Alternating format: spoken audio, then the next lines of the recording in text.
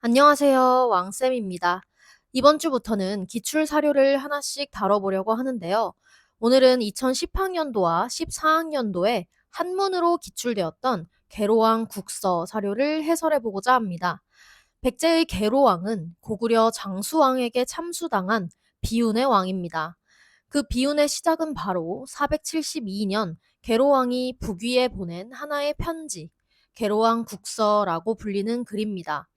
그 내용은 참 구구절절해서 계로왕의 처지가 불쌍하기까지 한데요. 이 국서는 5세기 백제의 대내외적 상황이 아주 잘 드러나는 사료이자 당대 백제의 높은 한문학 수준을 엿볼 수 있는 귀중한 사료입니다. 그래서 기출에서도 한문으로 출제된 것으로 보이고요. 오늘은 2010학년도 19번 문항으로 출제됐던 계로왕 국서 요약본으로 해설 시작하겠습니다. 출처는 위서, 열전, 백제입니다.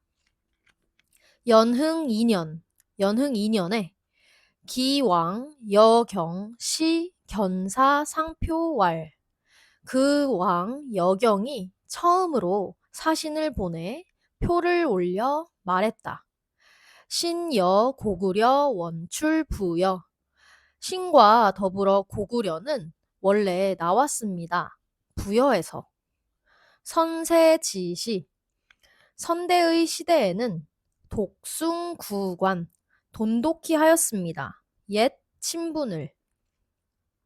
연흥 2년은 472년이고요. 여기서 여경이란 백제 계로왕을 말합니다. 계로왕의 본명이 부여경이기 때문에 줄여서 여경이라고 하고 있습니다.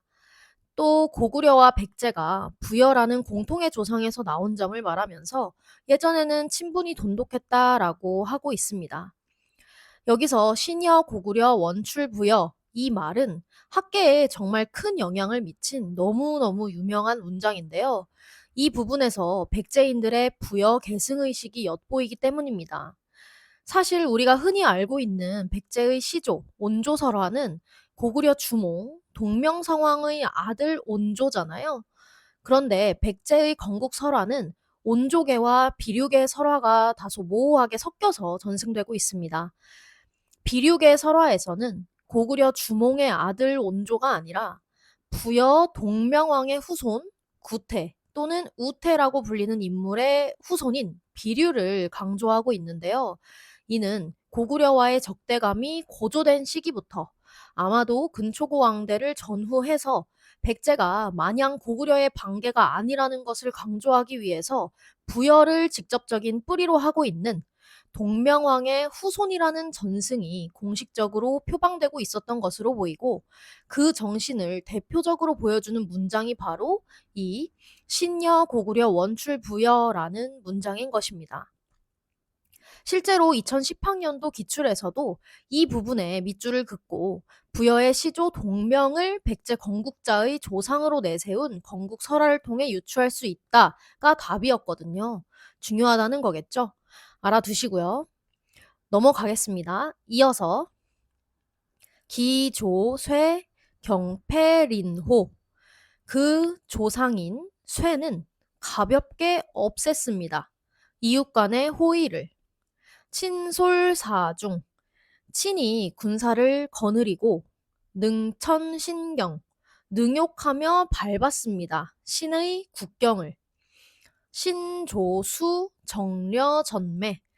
신의 조상인 수가 군사를 정돈하여 번개처럼 달려가 응기치격 시석잠교 기회에 응해 달려가 공격하여 화살과 돌이 잠깐 오가고 나서 효참 쇠수 쇠의 머리를 베어서 매다르니 자이일에 막각 남고 이때 이후로 감히 남쪽을 돌아볼 수 없었습니다.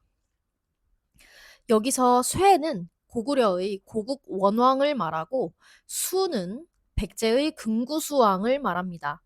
따라서 지금 이 내용은 371년 백제 근초고 왕의 태자이던 근구수가 평양성에서 고국 원왕을 전사시킨 사건을 자랑하듯이 말하고 있다는 걸 알 수 있습니다.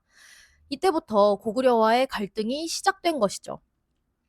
그런데 여기서 효참쇠수, 즉 고국 원왕의 머리를 베어서 매달았다는 부분을 볼게요. 실제로 고국 원왕은 화살을 맞고 그 후유증으로 죽은 거지 참수를 당하진 않았거든요. 근데 계로왕이 고국 원왕의 죽음을 과장하면서 모욕감을 준 거죠. 따라서 이는 후에 장수왕을 매우 열받게 하는 계기가 됩니다. 넘어갈게요. 금연유죄, 국자어육. 지금 연의 죄로 나라는 진실로 어육이 되었고 대신 강족 육살무기, 대신과 강족들의 사륙됨이 끝이 없고 죄영 악적 민서붕리, 죄가 가득하고 악이 쌓였으며 백성들은 무너지고 흩어지고 있습니다. 시멸망지기 가수지추야. 이는 멸망의 시기이며 도움이 필요한 때입니다. 자, 이제는 시간이 좀 흐른 내용입니다. 고국원왕 전사시키던 옛날 강인한 백제의 시절이 끝나고 지금은 연, 즉 장수왕이 등장한 거죠. 여기서 연은 장수왕의 이름인 고거련을 말합니다. 그래서 연의 죄로 나라가 어육이 되고 사륙이 끝이 없고, 이 말은 장수왕이 평양성으로 천도하는 과정에서 국내성에 기반을 둔 귀족 세력을 대거 숙청한 상황을 말하고 있는 것으로 추측됩니다. 그러면 고구려가 난장판이 된 이 상황을 왜 북위에게 말을 하느냐?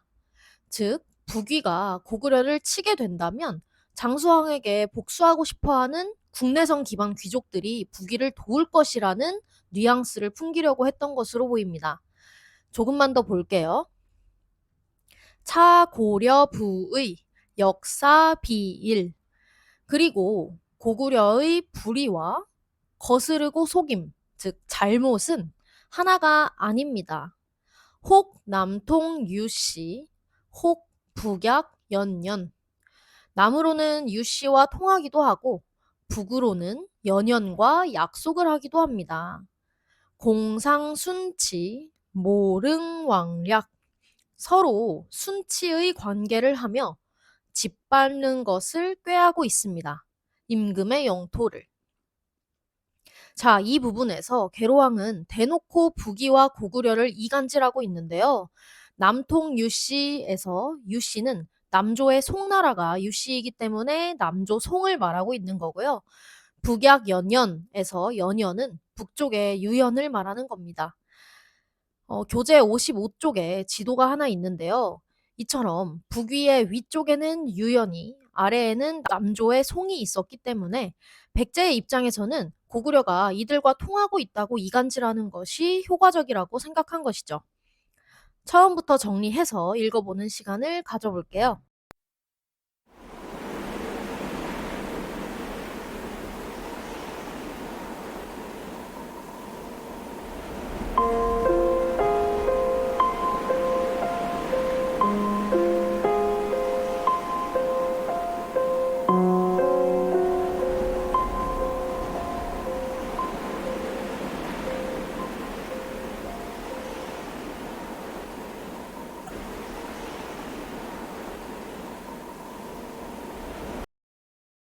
자, 어떠신가요?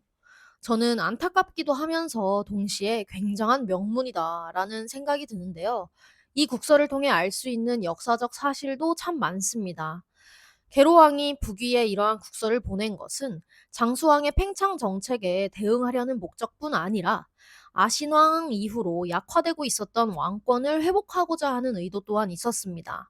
백제는 전성기였던 근초고왕 이후로 아신왕대에 와서는 고구려에게 58성 700촌을 빼앗기고 노객을 맹세하는 수모를 당했고, 또 전지왕대에 상좌평을 설치하며 왕권을 과시했지만 되려 그 부작용으로 귀족과의 권력 다툼이 잦아졌으며, 계로왕의 아버지 비유왕대에 와서는 장수왕이 평양으로 천도하며 위협이 되는 혼란의 상황이었습니다. 따라서 계로왕은 왕권 강화 정책의 일환으로 그동안 백제가 이어온 신라, 가야, 외, 남조와의 협력적 외교 관계뿐 아니라 북위의 힘까지 빌려 고구려에 대항하고 싶었던 것이죠. 그러나 북위는 자신들은 현재 고구려와 우호 관계를 맺고 있으며 고구려를 조사해 본 결과 딱히 문제가 없다라면서 계로왕의 요청에 응하지 않습니다. 그리고 이 국선은 오히려 고구려를 자극하는 결과를 낳았고 475년 장수왕이 한성을 침략하면서 계로왕을 참수하는 비극적 결말을 맺게 됩니다. 이 과정에서 간첩 승려 도림의 이야기, 그리고 신라의 원병을 구하러 간 태자 문주왕의 이야기, 백제의 웅진 천도 등 부수적인 이야기가 더 많은데요. 이는 김구전공 역사 수업에서 더 구체적으로 알아보실 수 있습니다. 오늘 준비한 사료는 여기까지입니다. 감사합니다.